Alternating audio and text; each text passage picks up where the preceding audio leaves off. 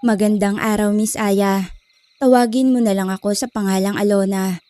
Ang kwentong ibabahagi ko sa inyo ay hango ito sa tunay at sarili kong karanasan patungkol sa mga nilalang na hindi ko talaga inaasahan nang minsang samahan namin ng kapatid ko para asikasuhin ang kasal niya. Sa isang liblib na baryong hindi ko na lamang papangalanan pa. Hindi ko akalaing madadaanan pa namin ang ganito kaliblib na lugar. Mag-aalas 8 na ng umaga nang umalis kami sa bahay para samahan si Kuya Norman sa paghahanda ng kasal niya. Excited ang buong pamilya. Si Papa, si Mama, si Ate Nika, pati ako. Pero habang palalim ng palalim ang biyahe, unti-unti ring nawawala ang kasabikan ko. Ma, parang wala namang signal dito. Reklamo ko habang sinusubukang i-refresh ang cellphone ko. Ay natural iha, baryo to, hindi mall. Sabi ni Mama sabay tawa pa. Ay, tinitiis nga ng magiging asawa ng kuya mo to araw-araw, kaya wag ka nang magreklamo dyan. Dagdag niya pa, tahimik lang si Kuya Norman. Halatang kabado pero sabik makita si Irene, ang magiging asawa niya. Sa totoo lang, ngayon ko lang makikilala si Irene at ang pamilya niya. Nasa iisang bayan lang naman sila dati. Pero ngayon, dahil lumipat ng tirahan ng mga to, mas naging malayo at mahirap puntahan. Ano ba naman tong lugar na to? Parang hindi pa to nadadaanan ng sasakyan ah. Baka mamaya may lumitaw na tikbalang dito. Sabi ni Ate Nika habang umuusad kami sa isang makipot na putika na daan. Ay, wag na nga kayong maingay. Hindi magandang magbiro ng ganyan, lalo na kung nasa lugar tayo na hindi natin kabisado. Saway ni Mama. Mabato ang daan. Puro pilapil at damo ang gilid ng kalsada. Ilang oras pa bago kami makarating sa mismong baryo. Halos nasa paanan na ng bundok at parang iilang pamilya lang ang naroroon. Walang signal, walang kahit anong palatandaan ng modernong buhay. Maliban sa ilang solar panel na nasa bubungan. Pero tahimik at sariwa ang hangin. Walang ingin ng sasakyan, puro kaluskos lang ng mga dahon at huni ng ibon. Pagkarating namin, sinalubong kami ng pamilya ni Irene. Mabait, mahiyain pero magiliw. Nakaayos na ang mahabang mesa sa ilalim ng puno ng mangga sa may gilid ng bahay.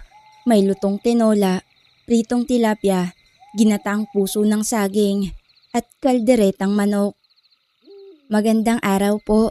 Ako po si Alona, kapatid ni Kuya Norman. Pakilala ko sa matandang babae na nanay ni Irene. Ay, ang ganda mo naman iha. Halika't upo ka. Huwag kang mahihiya. Ani ni Aling Pasing. Naupo ako sa dulo ng mesa. Medyo malayo sa mga matatanda para hindi ko marinig ang mga seryosong usapan nila. Maya-maya, may isang binatang lumapit. Matangkad, moreno at may malalim na mata. Nakaputing kamiseta lang siya at kupas na maong. Pero may dignidad sa kilos niya. Pwede bang makiupo?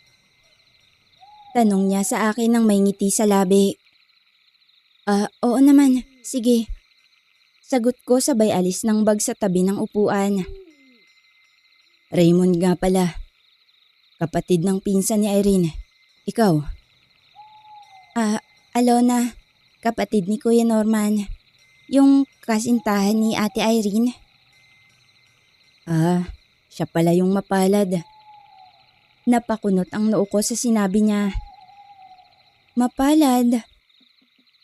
Oo, kasi makakasama niya na kayong lahat. Bihira lang ang ganyang pamilya. Napangiti na lamang ako. Hindi ko inaasahan ang sagot niyang yon. Ang lalim mo naman mag-isip, Raymond. Sanay lang sa katahimikan. Dito kasi, halos kausap mo lang ay sarili mo. Sagot niya. Habang nag-uusap kami, napansin kong palingalinga ang ibang tao sa baryo. May ilang matatandang parang pinagmamasdan ako at si Raymond. Sa totoo lang, parang may gustong sabihin na hindi masabi ang mga to. Hindi ka ba nahihirapang tumira sa ganitong lugar? Tanong ko sa kanya. Sanayan lang. Nga pala, paalala ko lang, mag-iingat ka palagi hanggat nandito kayo sa baryo na to. Napatingin ako sa kanya at naramdaman kong may kakaibang lamig sa tono ng boses niya. Parang may gustong iparating o parang babala. Anong ibig mong sabihin? Tanong ko nang bahagya akong kinilabutan. Ngumiti lang naman siya pero hindi umabot sa mata ang ngiti niya. Wala. Wag mo na akong seryosohin. Gusto lang kitang makilala, Alona. Lumalim na ang hapon, habang abala ang mga matatanda sa kwentuhan at ang ilang kabataan sa paglalaro. Napansin kong pane pa rin ang sulyap ni Raymond sa akin, kahit pa umiiwas siya sa direktang titig. Para bang may gustong itanong pero hindi alam kung paano sisimulan. Alona, gusto mo bang mag-ikot? Alok niya bigla, napatingin ako sa kanya. Ikot saan? Sa paligid, baka naiinip ka na. May batis dito, malapit lang. Tumingin muna ako kina mama at papa na abala sa pakikipag-usap kay Aling Pasing. Ilang sandali nga lang, nagpaalam na ako sa kanila. Saglit lang po kami. Sabi ko sabay kumpas ng daliri para ipakita kung saan kami pupunta. Tumango lang naman si mama. Ay wag kang magtatagal ha. Malamok na mamaya. Naglakad na nga kami sa makitid na daan na may makakapal na damo sa gilid. May mga punong kahoy na hindi ko kilala ang pangalan. Ilang hakbang pa, narinig ko na ang lagaslas ng tubig. Totoo nga, may batis pala doon. Malamig ang simoy ng hangin at tahimik ang paligid. Dito kami madalas nagtatambay noon. Bago pa kami nagsialisan ng ibang pinsan ko. Kwento ni Raymond. Ang linis ng tubig. Sabi ko habang dumadakot ng bato sa gilid ng batis at inihagi sa gitna. Nagpakawala siya ng ngiti. Hindi lang basta malinis. Sagrado daw to, sabi ng matatanda. Agad akong napalingon sa kanya. Sagrado? Paanong sagrado? Tumikhim siya at parang nag-aalinlangan kung sasabihin. May mga nilalang daw dito. Hindi basta multo o engkanto na tinatakot lang ang tao, kundi yung pumipili. Nakakita na raw ang ilan ng babae o lalaki na nagustuhan ng nilalang dito. At kapag pinili ka, mahirap na. Grabe ka naman. Parang horror yung sinasabi mo. Hindi ako nananakot. Kaya nga pinag-iingat kita. Ingat? Bakit ako? Alam kong hindi lang ako ang nakakapansin. Magmula nang dumating kayo, parang may kakaibang presensya na sa paligid. Parang sa'yo lang nakatuon. Ha? Baka guni-guni mo lang yan. Baka nga. Pero Alona, kung may maramdaman kang kakaiba mamaya, yung init sa batok, biglang panghihina o parang may sumusunod sa'yo kahit wala, sabihin mo agad, huwag mong ipagsawalang bahala ang lahat. Hindi ko na lang pinansin ang mga sinabi niya. Sa isip-isip ko, baka tinatakot niya lang ako. O di kaya ay kathang isip lang ang lahat. Ganun naman kasi kadalasan ng mga naninirahan sa ganun kaliblib na baryo. Mahilig magpapaniwala sa mga kung ano-ano. Pagbalik namin sa bahay, madilim na. Nakasabit na ang ilang gasera at ilaw mula sa solar battery sa gilid ng mga bahay. Kumain na kami ng hapunan. Inihaw na tilapia at ginataang kalabasa. Masarap, pero parang wala akong ganang kumain. Napagod ka ba anak?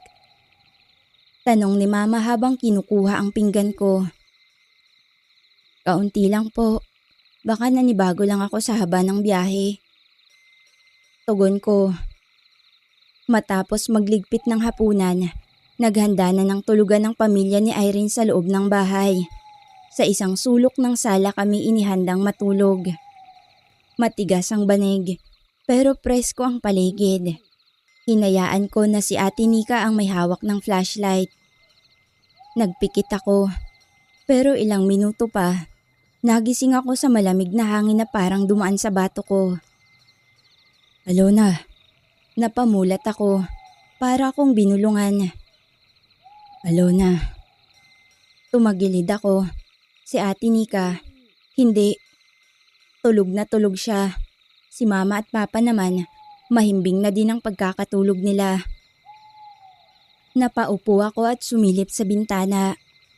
Madilim sa labas. Pero sa may puno ng mangga, may aninong nakatayo. Matangkad, parang lalaki. Pero ang mga mata niya, nagliliwanag. Alona. Napaatras ako, nanginginig. Gusto kong sumigaw pero walang boses na lumalabas sa bibig ko. Bigla, parang may malamig na kamay na humawak sa balikat ko. Paglingon ko, wala. Sumiksik ako sa gilid ni Mama. Pinilit kong ipikit ang mga mata ko. Pero kahit nakapikit, ramdam ko ang presensyang yun. Malamig, mabigat, parang nakatitig lang.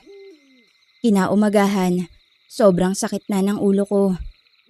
Parang may mabigat na nakapatong sa bato ko. Nilalamig ako pero pinagpapawisan. Pati mga mata ko, parang ayaw nang bumuka ng maayos. Ma, ang sakit ng katawan ko.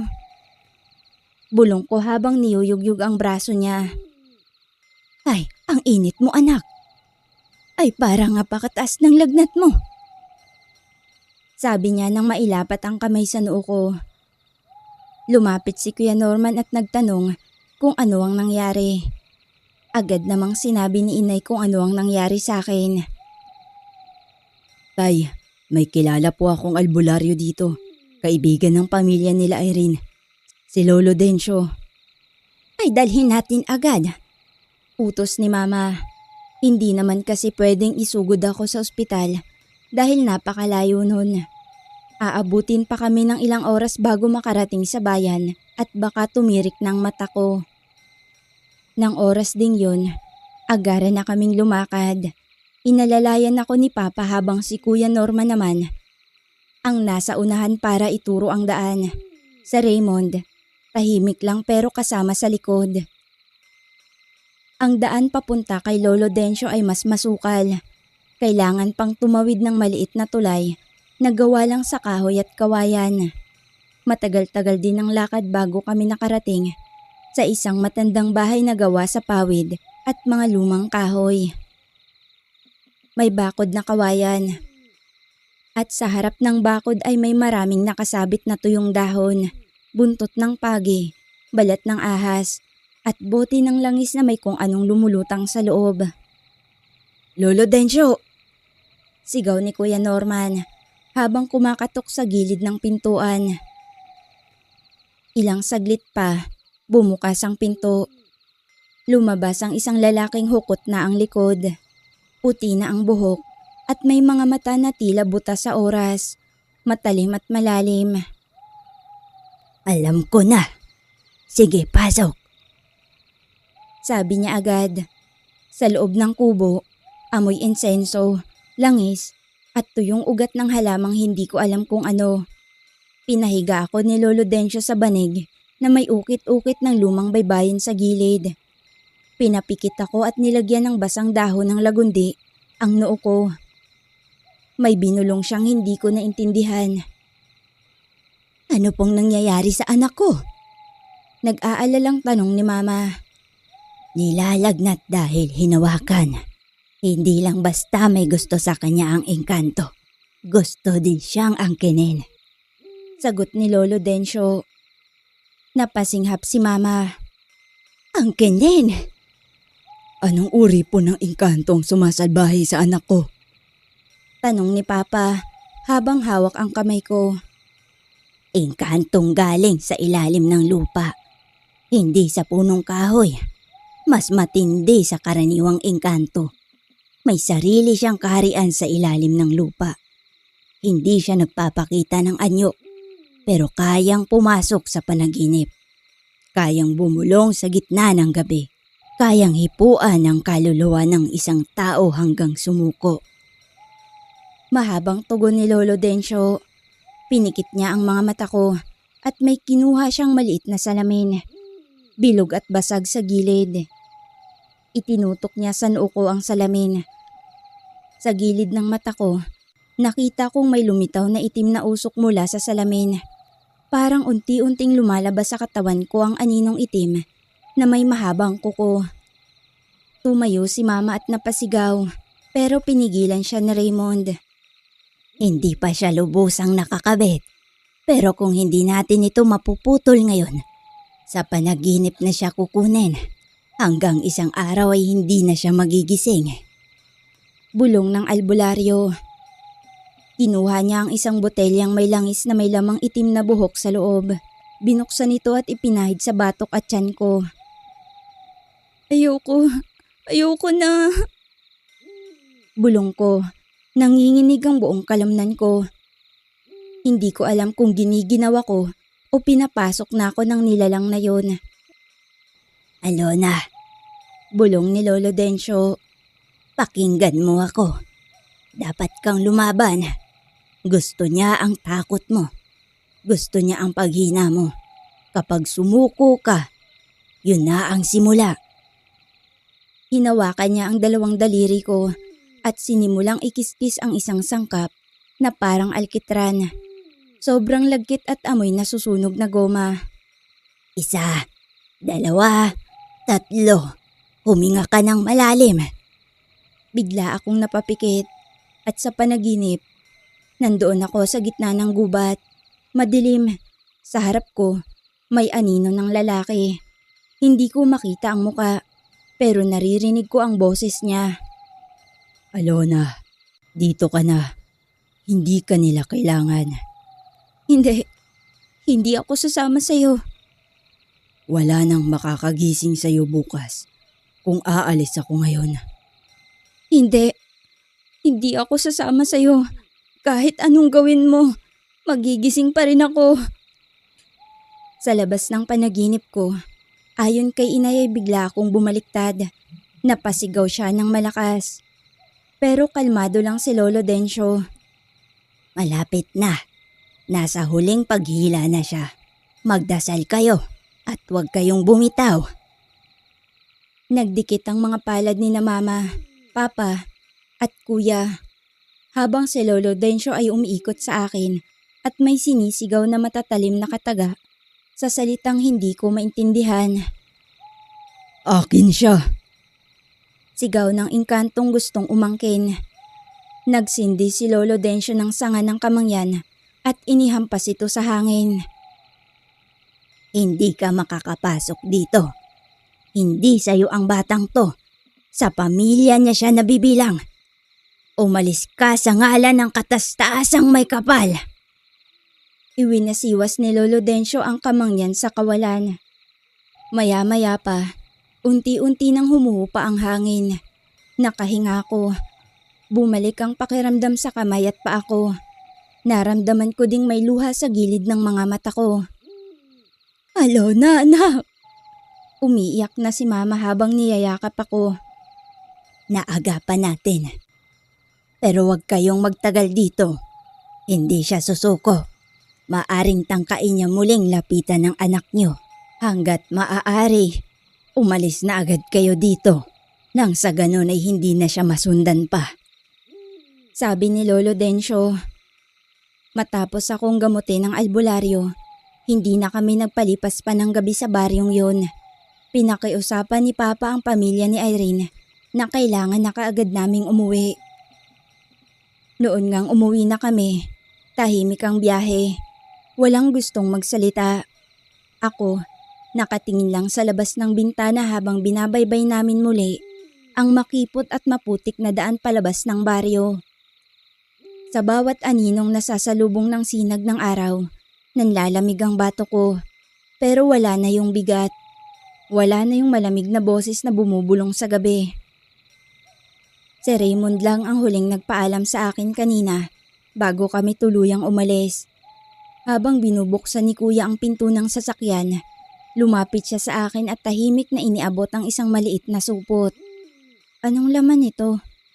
Tanong ko. Bote ng langis, yung ginamit ni Lolo Dencio sa'yo.